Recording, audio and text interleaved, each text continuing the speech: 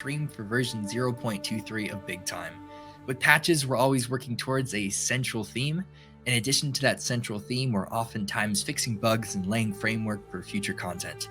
If there was a central theme to these patches, it's always to be adding new functionality while also addressing new things. There's lots of invisible things happening as well. The theme of this patch is certainly boss encounters, and we really want to make instances culminate into a compelling fight to make you feel something interesting so that you feel rewarded for participating. And the coolest part about this update is that it's laid down a framework to evolve and create even more boss encounters, so it's not like we just made this new stuff and called it a day. We've also been creating the framework to create better and more compelling boss fights as well. With that being said, welcome guys, and take it away.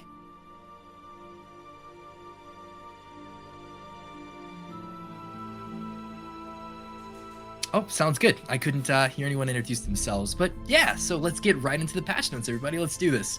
So lots of cool stuff is coming to the game. No problem. I think you guys can now say hi and introduce yourself. I think you're muted before. Hi. Hi there. Good to be here.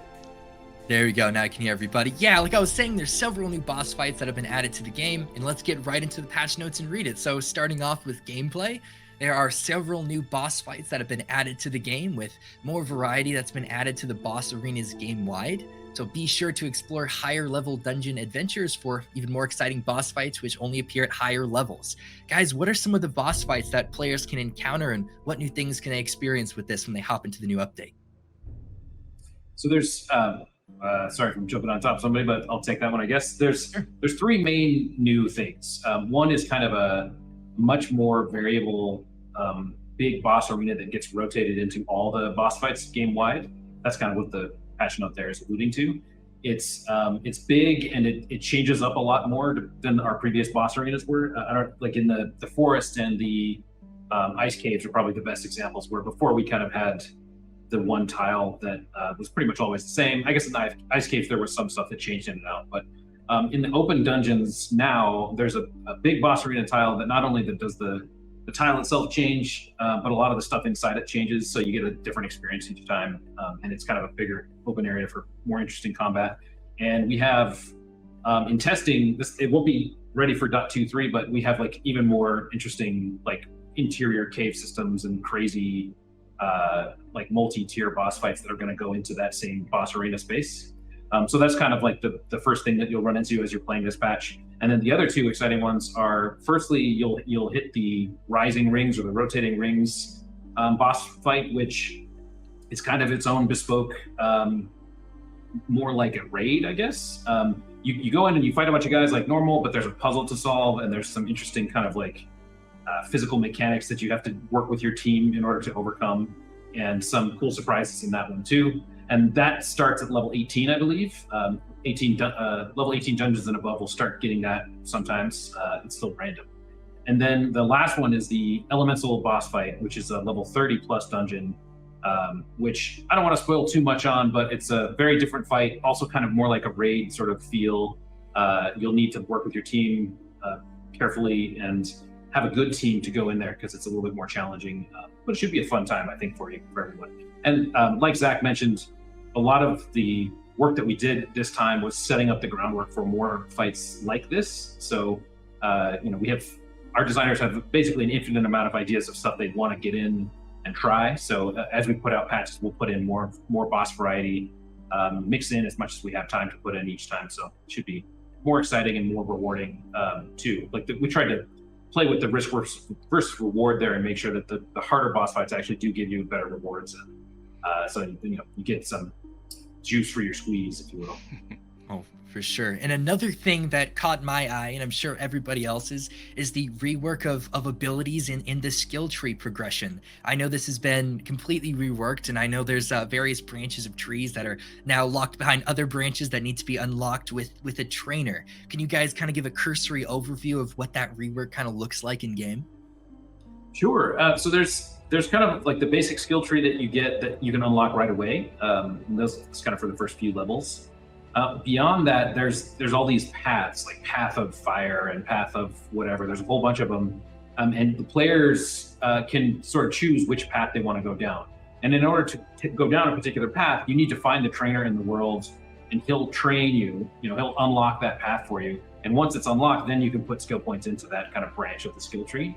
And there's some paths that are easy to find trainers for, and some that are you have to like explore dungeons in order to find trainers for, and some that have even more difficult. And we'll leave it a surprise for you to figure out the requirements for those, because they're meant to be a little bit more challenging and they're more rewarding too. But that should give people just a lot more options and a lot more exciting choices to make as you're progressing your character or your pocket watch. It also gives you kind of more builds to try to swap between pocket watches. You can try one path on one pocket watch, level up another, try it, swap between them. Maybe you're playing the elemental boss fight and you want to switch to a particular path. I won't say why when you're fighting him. Those sorts of things are kind of what we're trying to lean into with these changes. But we think it should be exciting. In testing, it's been pretty fun. Sure. Oh my gosh, we just covered so much fun stuff. And now I want to ask the community, what questions do you guys want me to field to them? If you have any questions about what was just discussed, write it down in the Twitch chat. And if something sticks out, I'll relay it to them and we'll get some more juicy info. Alrighty, we'll give it a second. And yeah, what I really think is cool is more Shadow Blade abilities. That was really cool. And also the new Chronomancer ability, as well the Meteor Shower. What is Meteor Shower? I need to know what that is. That's so cool. It's kind of like Blizzard. It's an area of effect targeted spell that does fire damage and has some different damage over time abilities. And speaking of the Path of unlocks, one of the interesting things that we added there is given a particular path that you've chosen to go down, you can actually put more points into a spell and add abilities to it, or add extra damage effects, or like a DOT that gets added onto something like the Meteor Strike. But it's another very powerful, exciting Chronomancer ability, like you'd expect for that class. So it's a fun one, and sometimes enemies will use it against you. Just a warning. We won't say which ones, but Gotcha. You'll see it maybe before you want to see it. Understood. I think the most common question I'm seeing in the chat is when update? When can everyone expect roughly for this update to be live? Sometime in the next couple days. We've been working hard to crush all the bugs in that patch. We call that kind of like the finaling stage. And I think we're down to just a handful of bugs left, and we just need to get a release candidate up and test it out, give our QA team a chance to run through it and make sure that we're not going to put the patch out and then have you guys find the bugs instead of us. But we're very close, and I wouldn't be surprised if it wasn't in the next couple days. But it's sort of a when it's ready sort of thing. We're not trying to withhold a date from you on purpose. It's just we don't want to release it before it's ready, and release it as soon as it is ready. So. There you go. Now someone said, now I can sleep. Awesome. Yeah. All right, cool. So kind of covered the rough gameplay section. I think now we want to move on to the balancing section. Of course, that's super important, and we'll start it out with balance. Jumping will now cancel abilities that are canceled by movement. That's very cool. And 2H sword and R2 attack has been adjusted to land more easily, and required points for Mighty Trial has been tweaked. And also Fixer Gate buffs now improve the level of the ability, and various abilities will now deal damage between a min-max range. Various bosses and mini-boss enemies are now immune to devolve. The smite radius has been decreased somewhat, and various fixer heal abilities now increase threat when cast. Very cool. What was your rationale behind those balancing updates? And yeah, what can players expect when they get into game? Is it, you think it's better? Do you think it's what do you kind of think about these balance changes?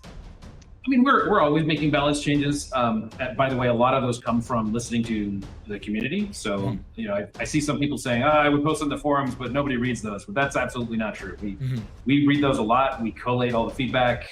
We make changes based on what you guys are saying. So if the change goes in that really pisses you off and you want us to know about it, you have to tell us. So anyway, but that being said, I think these balance changes should be largely beneficial to everybody. A lot of them are, like, two-handed sword, heavy attack being adjusted to land more easily just means it should be more what you expect. It should land, it should connect, it should do damage to things when you expect it to, and so on. One thing I want to address, though, I saw in chat a second ago, is somebody was asking why we're wiping the character data. And that's a good question. It's sort of alluded to in the top of the patch notes, but the main reason is because of that progression change that we were just talking about. We sort of kicked over the pile of all the progression that we had before, and we're redoing it all. And it didn't really make sense to try and like backfill characters into that somehow. We would have spent a lot of time trying to do that in a sane way and still would have had weird broken edge cases where people's characters didn't work.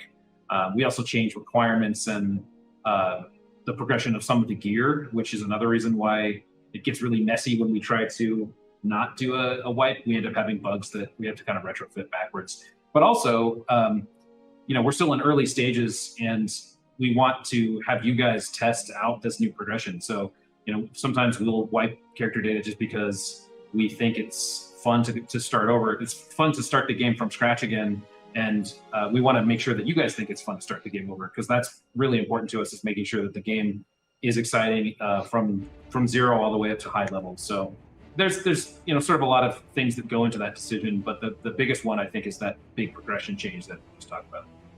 So, sorry. Yeah, and just to jump in real quick too, as painful as it is, I mean, we all play these games, and loot is such a driving factor in kind of what we chase after, and so nobody wants to lose anything like that. But as we continue to build this game out, these are kind of some of those growing pains in order to get to a state when we open this thing wide open to the public, that we'll never have to do these types of wipes again. So we do it now so we don't have to do it later. And as Matt said, there's just so much learning that we find too as we watch how all of you kind of work through that new progression.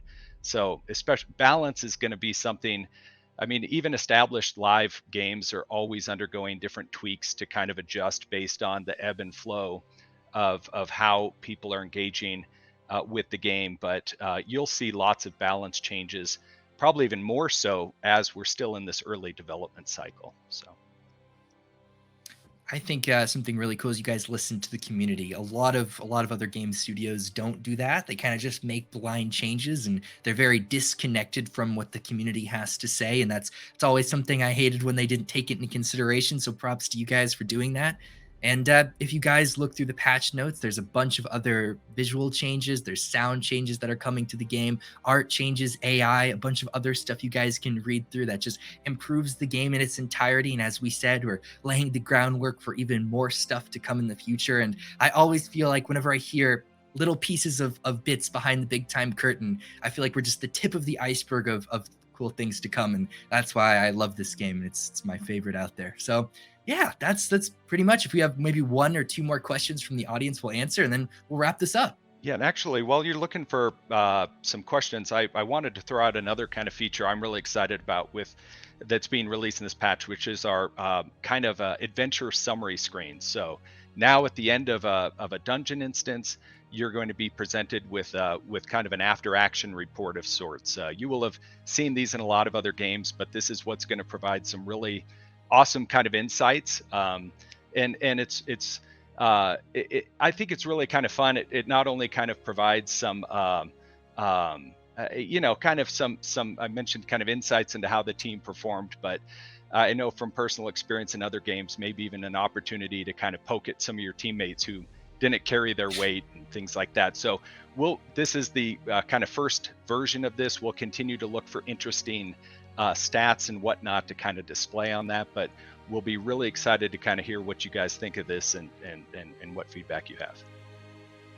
I really feel like it's like the flex screen. I guess you can kind of take a screenshot of that and show all your buddies, yeah, look what I got. Look at this awesome weapon.